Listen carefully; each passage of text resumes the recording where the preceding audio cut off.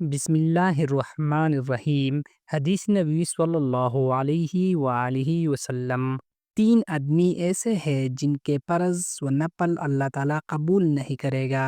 حضرت ابو ہریرہ رضی اللہ عنہ سے روایت ہے کہ رسول اللہ صلی اللہ علیہ وآلہ وسلم نے فرمایا، جس شخص نے لوگوں کا مال کھایا اور واپس نہ کیا، قیامت کے دن وہ ظالم بن کر آئے گا۔ صحیح بخاری حدیث نمبر 2449۔ رسول اللہ صلی اللہ علیہ وآلہ وسلم نے فرمایا، اللہ تعالیٰ کے نزدیک سب سے زیادہ ناپسندیدہ چیز ظلم ہے۔ صحیح مسلم حدیث نمبر 2578۔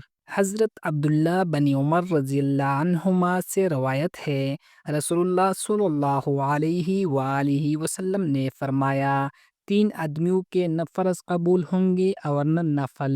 وہ شخص جو اپنی بیوی سے ناراض ہو کر رات گزارے اور صلح نہ کرے، وہ امام جس سے لوگ نفرت کرے، اور وہ شخص جو کسی قوم کا سربراہ ہو لیکن وہ لوگ اسے ناخوش ہو۔ سنن ابن ماجہ حدیث نمبر 971۔ قرآن کریم میں اللہ تعالیٰ فرماتا ہے، اللہ صرف پرہیزگاروں کا عمل قبول فرماتا ہے۔ سورۃ المائدہ آیات نمبر 27۔ اگر نیت صاف نہ ہو، دل میں بغض ہو یا رشتہ داروں سے تعلقات خراب ہو تو عبادات بھی بے اثر ہو جاتی ہے۔ جسے قرآن و حدیث سننا پسند ہے وہ چراغ ایمان کو سبسکرائب کرے اور اس ویڈیو کو صدقہ جاریہ سمجھ کر دوسروں تک پہنچائیے۔